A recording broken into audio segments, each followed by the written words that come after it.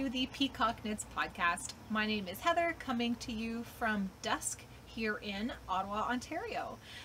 It is currently evening and a very warm, muggy evening, so I'm drinking lemon flavored Perrier. Not very exciting, but better than something that is going to keep me up all night or high in sugar, or at least as hydrating. I don't know.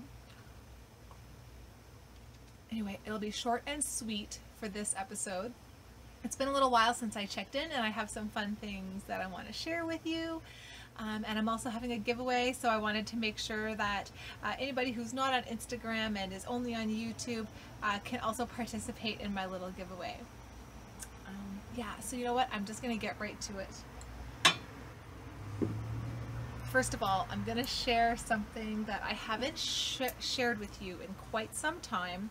I kind of put it on hiatus because I wasn't really in the mood for sweater knitting, but I have some other garments that I want to cast on, and I just can't bring myself to cast on any other sweaters until this one is done.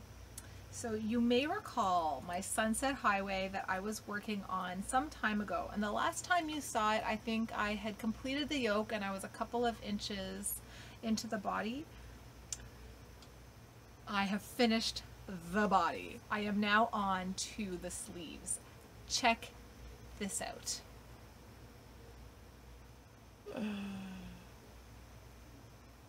Isn't it pretty? Look at it.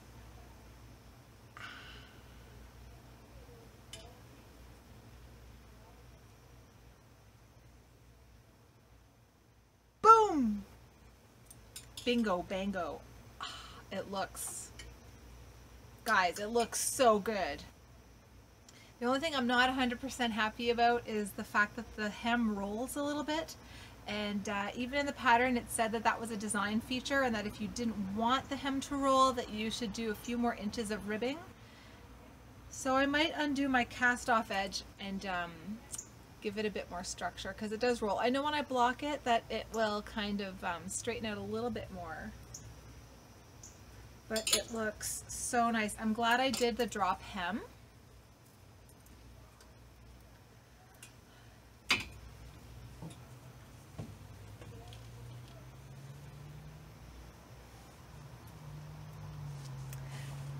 Definitely glad I did this size. So this is the size small, and in the pattern it says that it was designed with about 5 inches of ease. Positive ease, so I knew that it would be a little bit on the roomy side, and it's perfect. Yeah. So now I'm on to the sleeves. I'm only doing 3/4 length sleeves, not because I'm in a rush to finish it, but because I much prefer the 3/4 length sleeves. So what I'll be doing is doing a little bit of the sleeve and then going back to the color work for the elbow, but I'll be capping it about halfway through for my elbow. I really love it. In the pattern it calls for the red to be on the elbow, but I'm considering doing it in the blue. I don't know. Which one would you do? Anyways, I just love this sweater. Too bad it's too big to bring on the bus. Now that I'm back to work, which has been going okay. Thank you for your messages, wishing me a happy return and a good day, first day back. I will say the first day was hard.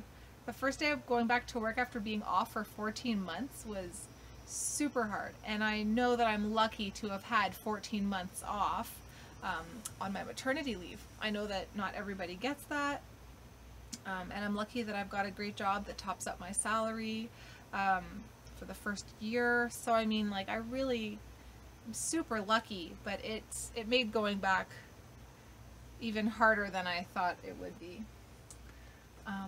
So that's, anyways, so my sweater is my current work in progress.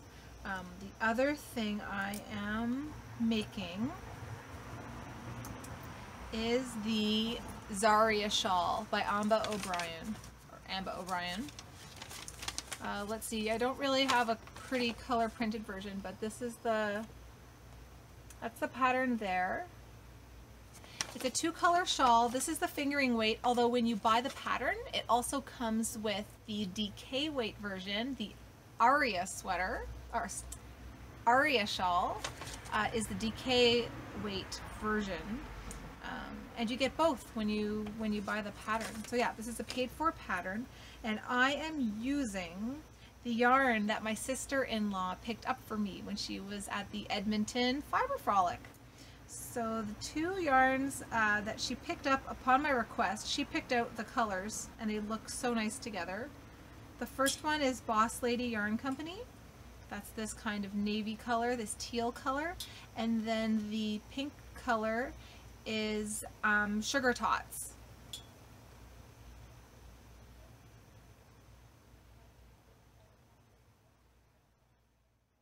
Let's see if I can get a really good shot of it. Oh, I know the lighting isn't doing it justice here. So it has an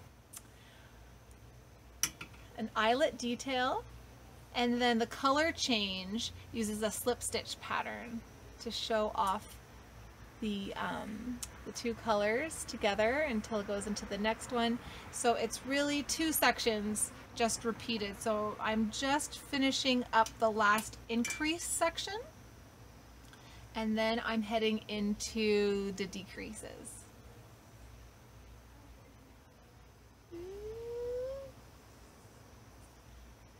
Oh, it's getting too dark. Might be to be continued. Maybe I'll move this inside. Stay tuned. There. Is that better? I don't know. I'm just really in the mood to podcast today. So, as I was saying, let's see if I can get a better glamour shot here. Is that better for you guys to see?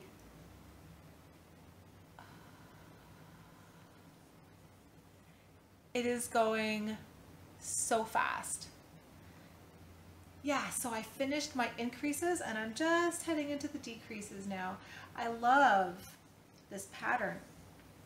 It's so easy to memorize. So this has been my bus knitting.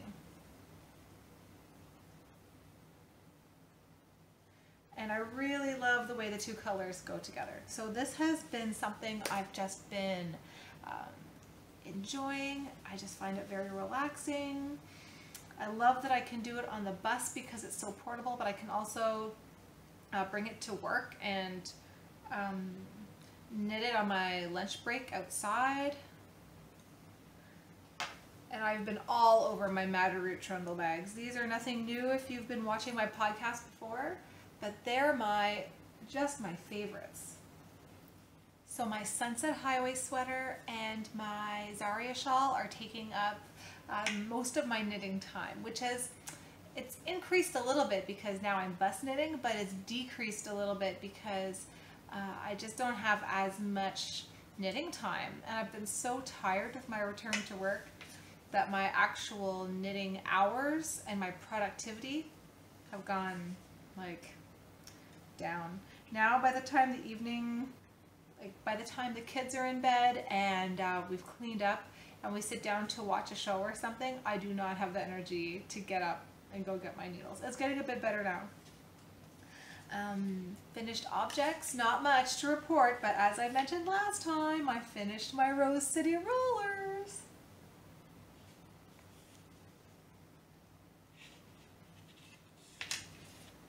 So as I've mentioned before, these are in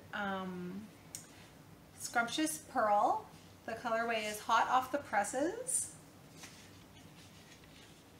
They're really cute. The only difference is that I somehow miscalculated my toe, so one toe has a little tiny bit of beige on it, but they fit so great.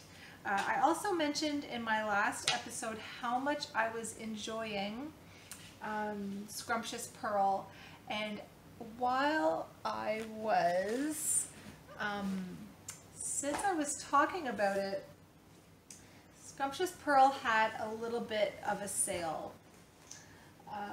And I know I'm supposed to be on a bit of a shopping hiatus since Rhinebeck is just around the corner, but I couldn't help myself. So Scrumptious Pearl occasionally has a sale for her underweight skeins. So these are skeins that aren't a full 100 grams. I'm not sure why. It might be because there was a break, or I actually have no clue why she has some that are underweight, but she always has a sale when she gets enough of them. So I set my timer and I scored a skein of Pretty Young Thing. Just bask in the glory.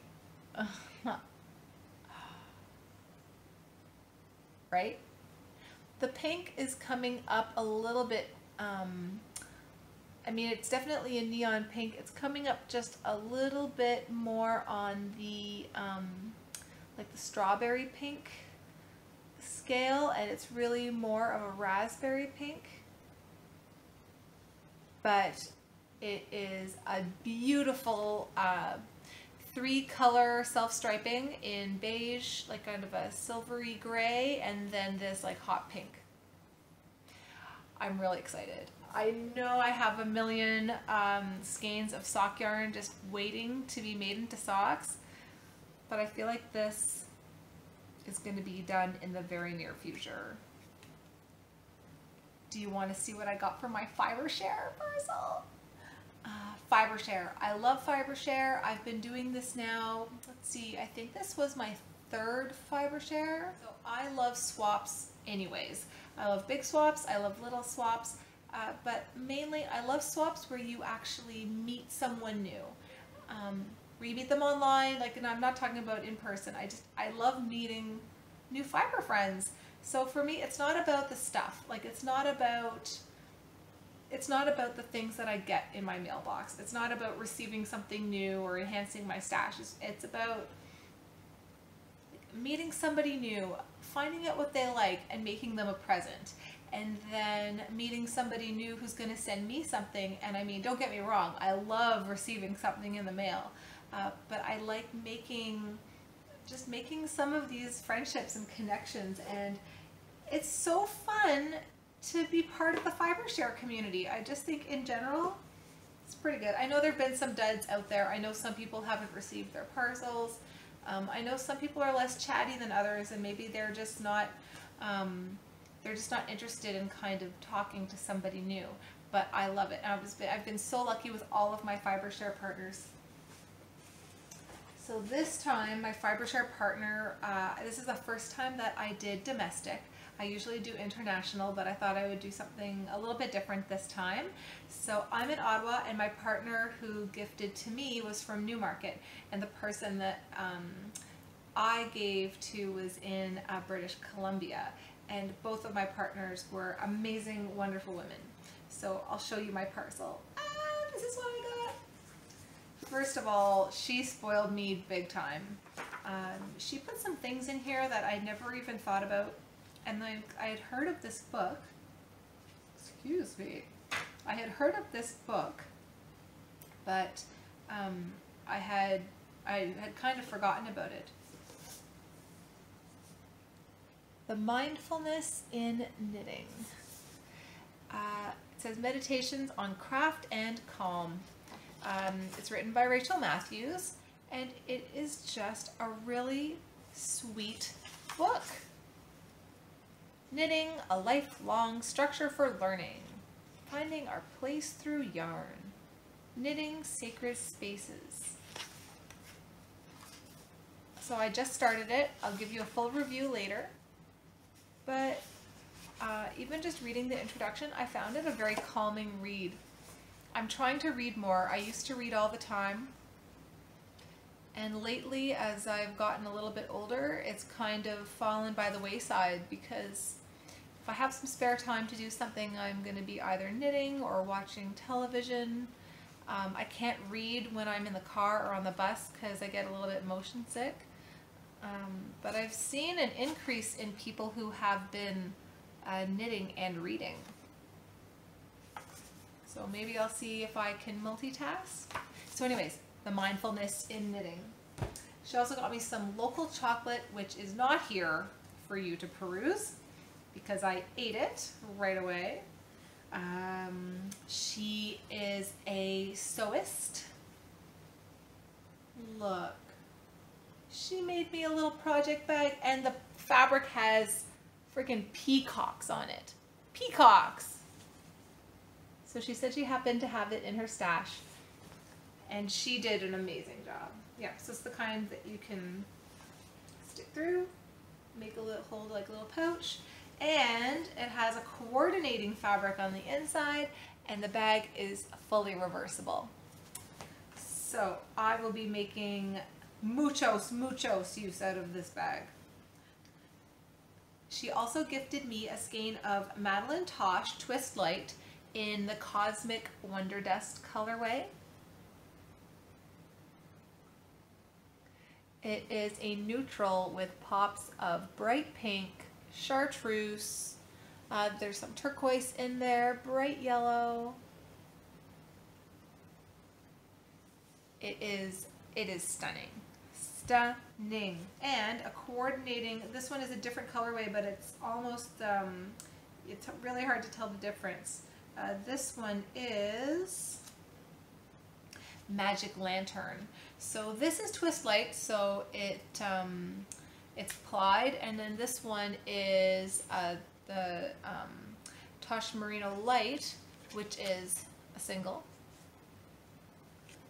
Little unicorn tail, and very similar colors in here, cream with all kinds of greens and yellows and turquoise, and then this one has some pops of black in it too. So she gave me that one. She also spoiled me with something I have been dying to try. I'm in fact a little surprised I haven't tried it yet, but I've been dying to try Sweet Georgia, and she gifted me Party of 5 mini skein set. And this is in the Swell color. So it has Deep Cove, Sea Spray, Beach House, Shoreline, and West Wind. Pretty, right?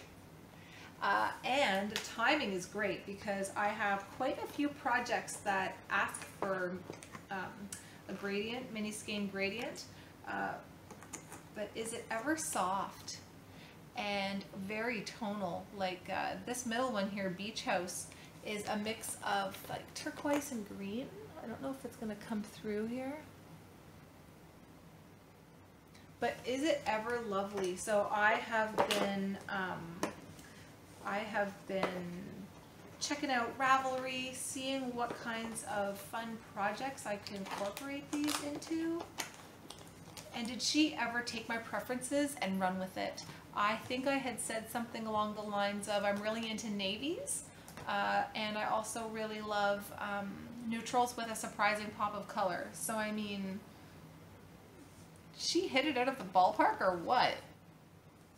So nice. She also included some other little treats in here. She gave me some buttons. She gifted me, yeah, like how cute are these little local buttons, for example.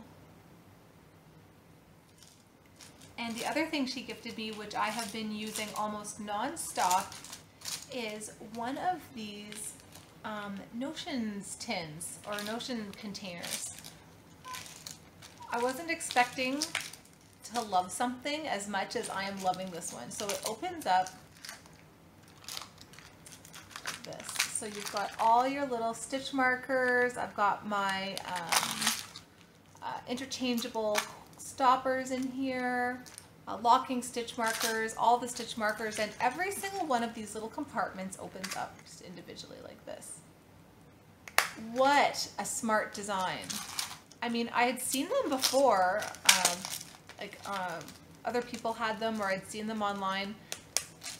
Like, I feel like just buying a million of these. What a smart design. If you don't have one, if you were like me and you didn't think you needed one in your life, you need one in your life. Amazing! Like, go online right now and find one. If you don't have a computer, go find someone who can sell you these, because seriously, game changer. So that was the bulk of my fiber share. There might have been a couple of things that I'm forgetting because I've already kind of taken my parcel and spread it out to all the different places in my home where I store all my crap stuff. But it was such a nice parcel. So thank you. Mwah. Best. Okay, let's see. So I told you I wanted to keep it pretty short today. Do you want to see a couple of other little things?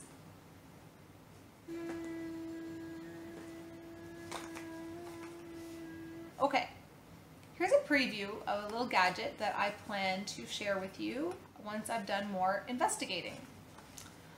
I found this from somebody who was selling it on Kijiji or whatever. It's called the Speed Weave Darner. It comes in this original box, which I understand is from the 40s. It says it darns silk, wool, linen, and I couldn't help but pick this up. It says it was made in Canada, but check this out, guys. Like, check this out. You know I love my vintage gadgets. You know I love it. I'm trying to be very careful with this box because it's in excellent shape, but it won't be if I manhandle it too much. It has all the original everything. It has the original instruction manual. The Speed Weave Darner. It's listed as the world's smallest loom. Okay? That's how it actually came up in my feed because I'm often looking at different looms available. I'm interested in, I'm considering a table loom because I have a rigid heddle loom, but I'm interested in something a little different. But was I ever intrigued by this Speed Weave Darner? So I paid about $30 for it. What it does is it comes with basically a darning egg. It's made of wood, solid wood here, a little piece of wood, and it has a groove for an elastic. And what happens is you put this here. Let's do this. You put it in the item that you wish to darn, like this. Then you stretch it out over your fabric, okay? Then you take this little gadget. This is the Speed Weave Darner here. Voila. You take it and you simply place it right in the groove there. See? That's the groove that I was telling you about for the elastic. So you stick that in there and you stick an elastic around the whole thing to keep it in place. So then you have something that looks like this. Then you take your thread and you hook it through these little hooks, and you basically make yourself a little warp here. You hook it in at the bottom and then you go back and forth with your needle and thread and you weave your little darned soccer heel. See? And what ends up happening is, so the hooks go in one direction, and then to change the direction of the shed, you push this here, and it changes the hook's direction. See? Yeah. See if you can see it. 1, 2. See? So that it opens up the shed in the other direction, making it easier for you to go back and forth with your thread to darn something. Anyways, I love vintage gadgets. This Speed Weave Darner is in amazing condition. And when I was doing my research about these, I stumbled upon a blog post by Tom of Holland. And if you're not familiar with Tom of Holland, take a look, because he is like the master in visible mending. He has some lovely techniques. And I think he even did an interview not that long ago with Christy Glass. I should see if I can find that. But anyways, he bought one and he tested it out, and the blog post has a series of how-to photos, step-by-step instructions essentially on how to use it. So I'm going to try it out. I have, coincidentally, a pair of socks that need to be darned, as well as I was actually wondering if you could use it on not just knits, but like, could I use it for jeans? I have a few pairs of Ryan's jeans that have a hole in the pocket that need to be mended. But I just thought it was so fun, especially since it has the original packaging. And it's such a smart, like, it's really a smart little tool. Yeah, so that's all the things that I have to show you. Other than that, in my life, let's see, we had Canada Day on July 1st, which was a lot of fun. My family and I traditionally go to Westport for Canada Day, which is a very small town about an hour and a half from Ottawa. And every year since I was a child, we've all gone. We drive with like a picnic lunch, or sometimes we go to the restaurant down there. We drive out to Westport, shop in the little shops.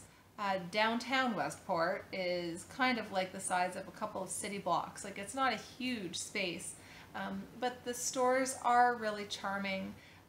So are the restaurants. There's a museum, which we enjoy going into sometimes. A little gem store, which has actually some beautiful jewelry in it. And then we go down to the water and we'll either have a picnic or what have you. And the main tradition is ice cream. We have always gone and as a family had ice cream. And you know, it started out as my family growing up with my parents, myself, my 3 sisters. And then as we've gotten older, we've added husbands, boyfriends, kids, and now we're a group of like a million. So we kind of just descend upon Westport every year. Anyways, I have a little bit of footage which I will include here for you. I thought you might like to see what my Canada Day was like.